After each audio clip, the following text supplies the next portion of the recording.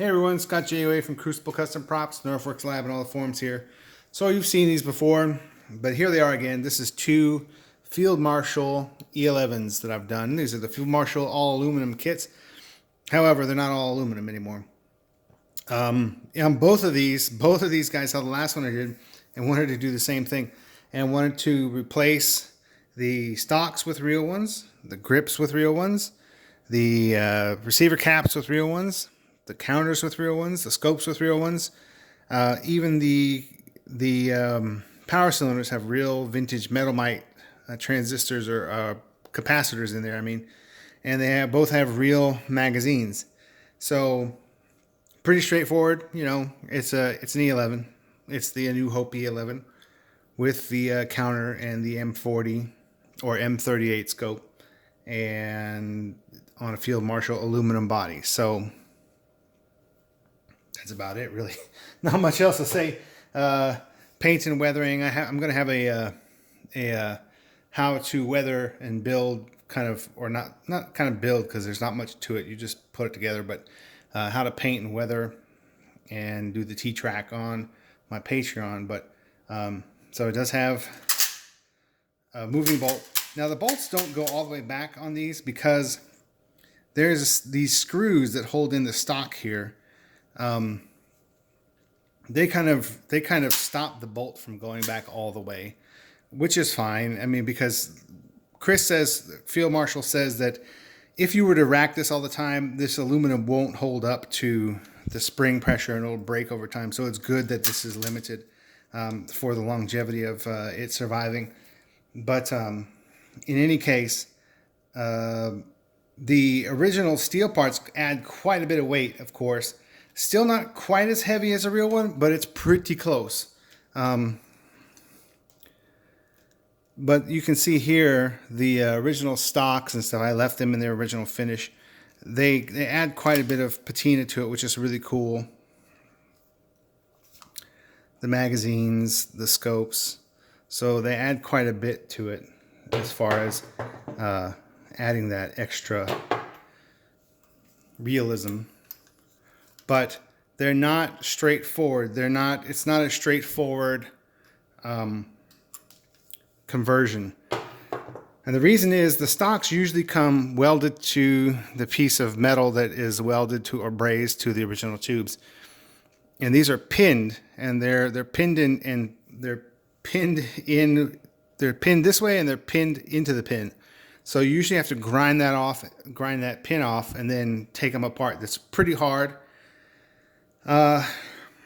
One of these was like the last one where the pivot pin here was missing, or the rivet, whatever they call it. And I had to use the set screws from the replica to fix that on one of them. Can't remember which one it was. The other problem with using a real stock on a Field Marshal thing is the hole for the claw to catch under here is too long for the real stock. So the little claw that goes up into so it goes into a hole in it, and it goes up and grabs into the hole that keeps it from falling out.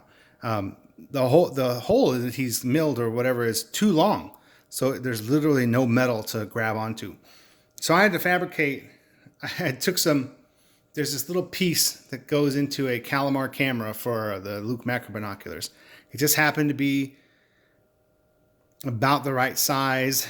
So I shaved it down a little bit in one spot and then used a steel epoxy putty to bond it into the inside. So it gave it a lip for the stocks to grab onto. Now, because this is aluminum and these threads are so shallow, I would not recommend, and this goes to both of the owners, don't try to take this out and fold it back and forth. Yes, it will fold, but just don't do it. It's not worth it. It's not worth it breaking here or the threads being pulled out and broken here. It's not worth that possibly happening. So right now they're stiffly, they can be moved. You can take it apart. But I've crimped this so it's a really tight fit. It's not loosey-goosey.